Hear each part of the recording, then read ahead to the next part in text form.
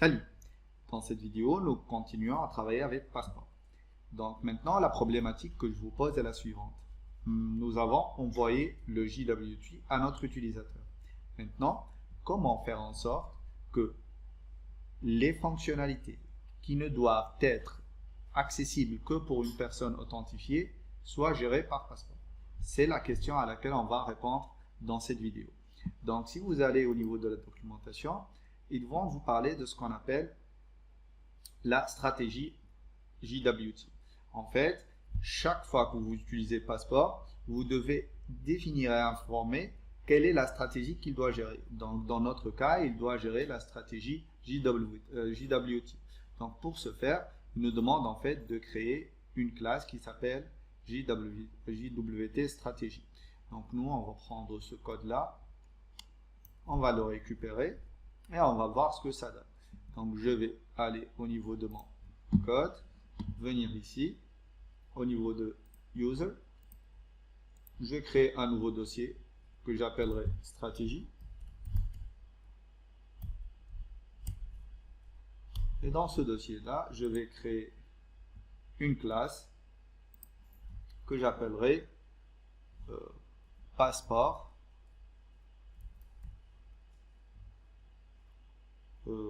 JWT stratégie. Voilà.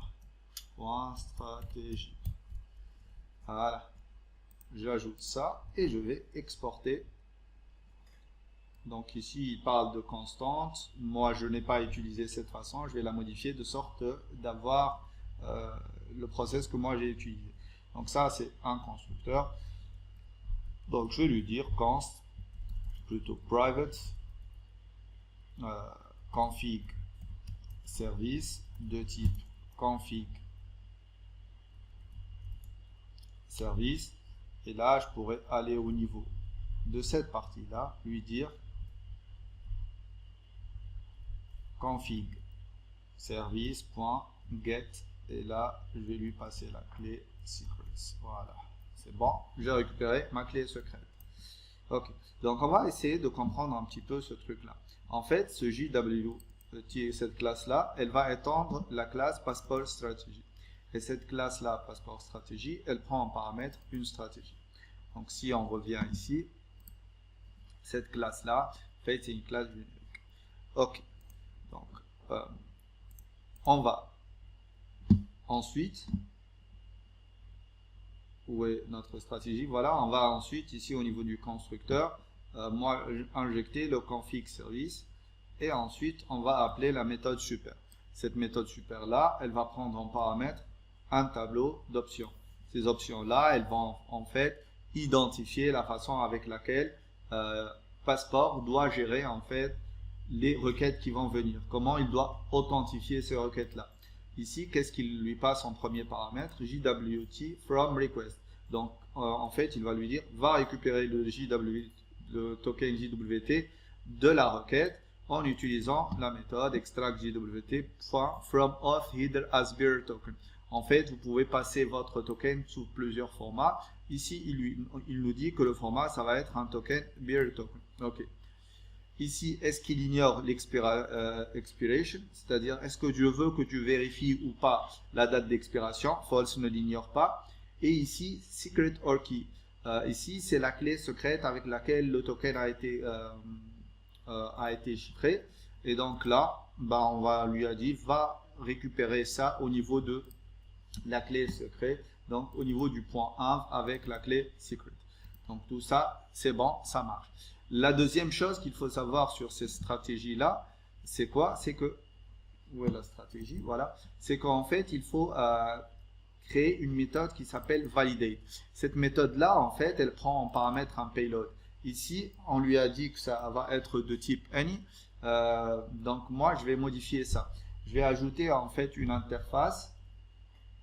Ici, je vais créer un nouveau dossier où vous voulez, donc vous pouvez le mettre directement. Par contre, moi je vais ajouter un dossier que j'appellerai interface, et dans ces interfaces là, je vais créer une première interface qui va correspondre en fait à l'interface représentant mon payload.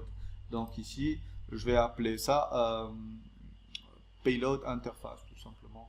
Donc payload.interface. Voilà. Et là, je vais faire quoi? Je vais tout simplement aller lui dire voilà l'interface de mon payload. Donc je vais faire un petit export.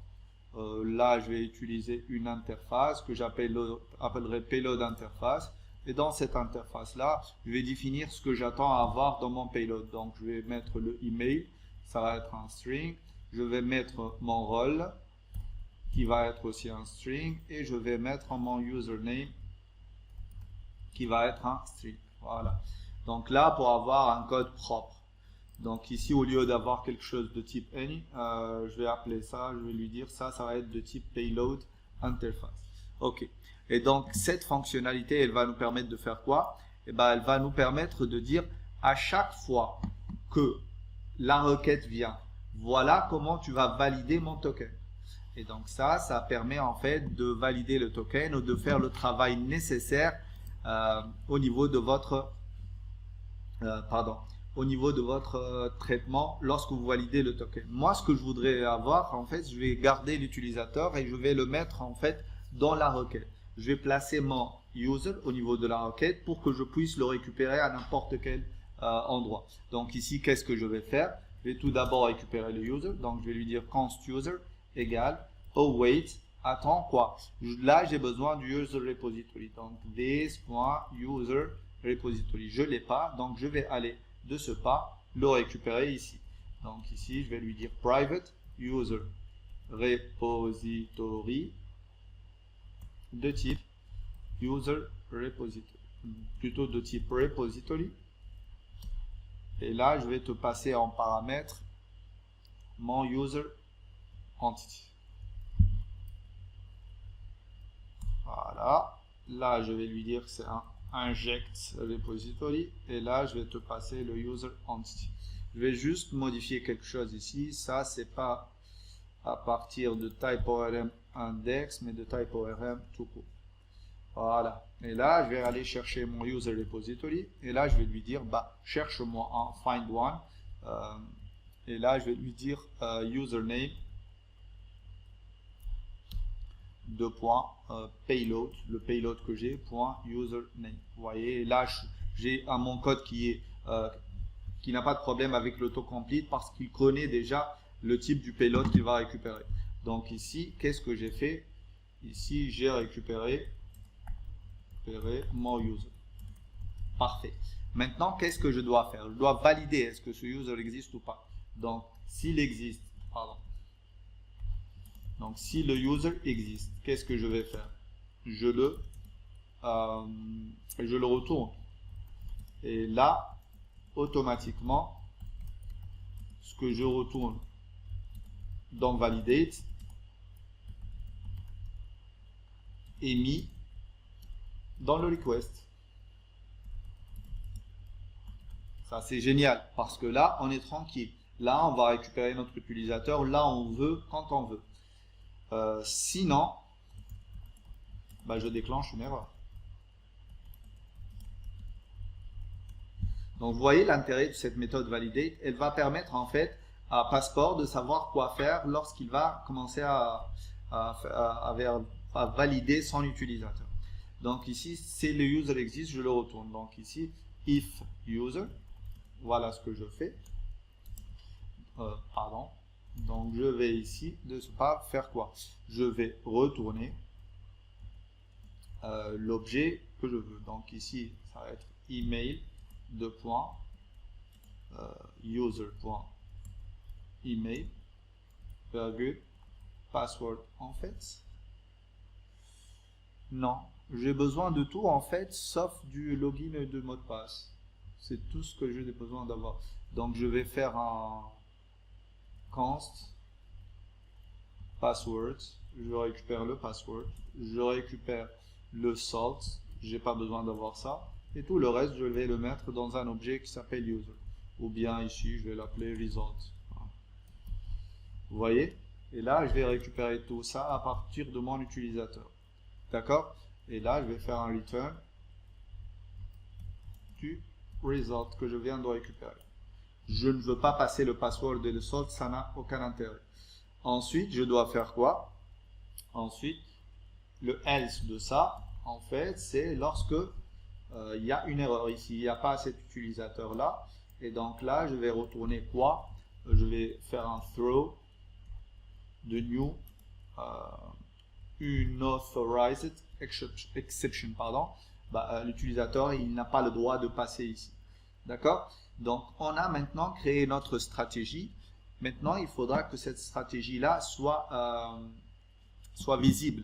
Donc, il faut que je la provide au niveau de mon user module.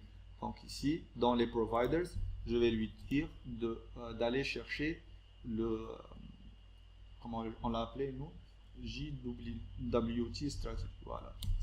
Ça, il faut le provider pour qu'on puisse l'utiliser finalement. D'accord? Donc, ça, c'est les étapes qu'il faudra faire. Donc, ici, si on vient ici, il nous dit de créer notre méthode validate. Il explique que fait validate.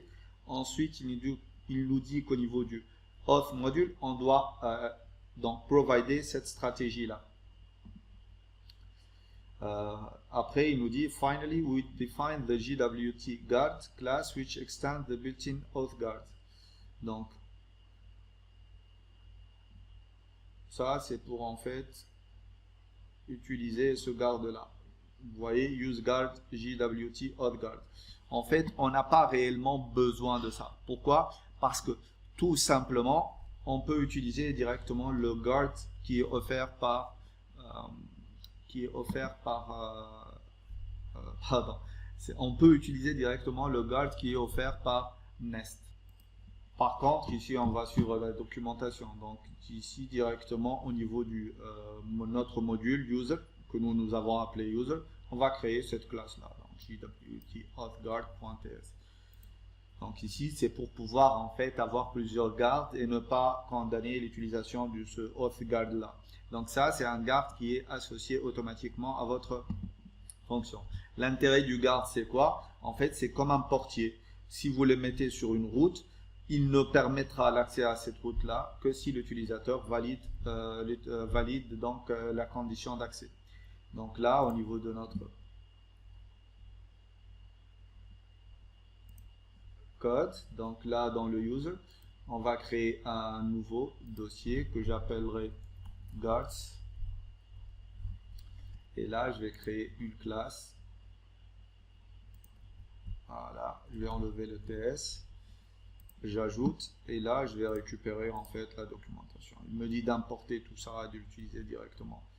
Donc là, au niveau de mon code, hop, voilà, j'ai un nouveau guard qui s'appelle JWT authguard.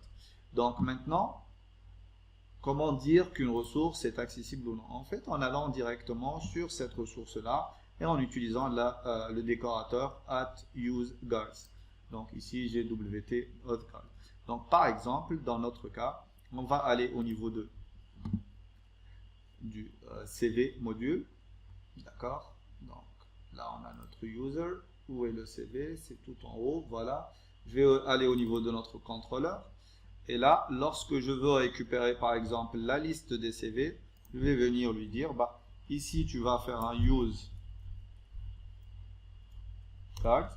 Et là, tu vas utiliser le auth, plutôt le JWT authguard.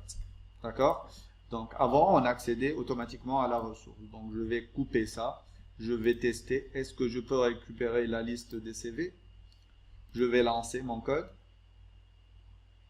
Vous voyez, on a la liste de nos CV. Par contre, ici, maintenant, si j'ajoute ce garde-là, donc lui, qu'est-ce qu'il fait? Il va vérifier est-ce qu'on a un JWT, un token qui est valide, et puisqu'on lui a défini comment on peut récupérer le token, il va faire tout le travail. Donc là, si j'envoie, logiquement, je devrais avoir 401 unauthorized. Et donc là, on va essayer de voir comment faire en sorte pour que ça ne soit plus unauthorized.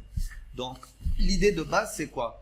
C'est que en fait, le principe qu'on est en train de suivre est le suivant. Lorsqu'on va envoyer une requête, automatiquement, il va voir que au niveau du contrôleur qui doit passer par le JW authguard. Donc ce JW authguard là va passer par le password JWT stratégie.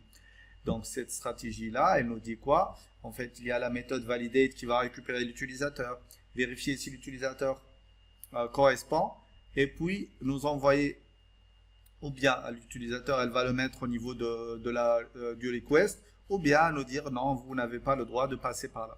Ça, c'est la première partie. Par contre, comment elle va récupérer le JWT et récupérer le payload qu'elle va passer à la méthode validate? Ça se fait au niveau de cette configuration-là. Donc, en appelant super ici, c'est le constructeur donc, de la classe mère, donc c'est de la classe passeport stratégie. On va lui passer cet objet d'option dans la première option qui nous dit ici, vous allez récupérer le JWT de la requête en utilisant ce qu'on appelle des beer tokens. Donc, si on revient ici, quelque part là, il y a un onglet autorisation. Et dans cet onglet-là, on peut voir qu'il y a quelque chose qui s'appelle beer token. Donc, nous, qu'est-ce qu'on va faire? On va aller loguer notre utilisateur. On va récupérer le token. On va copier ça. Et on va l'injecter ici. Et logiquement, s'il n'y a pas d'erreur, ça va passer.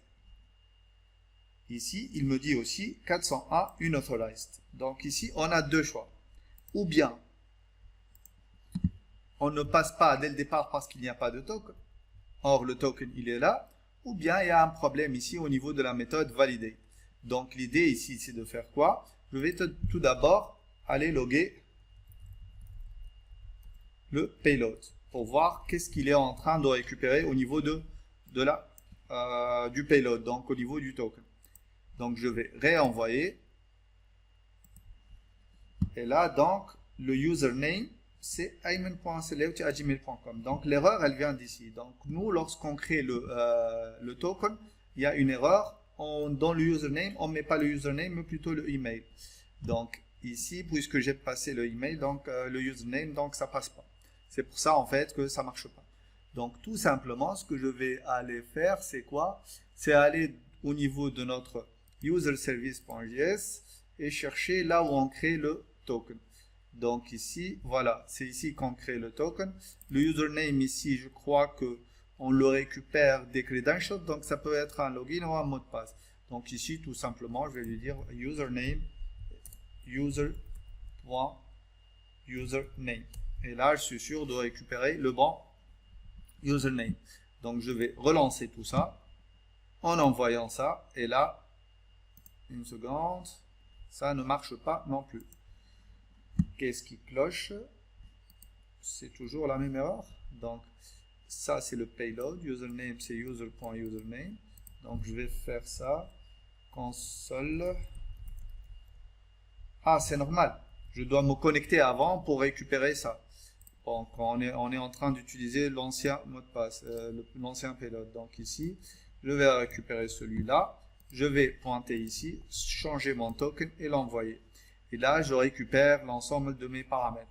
Donc là, notre processus d'authentification marche parfaitement.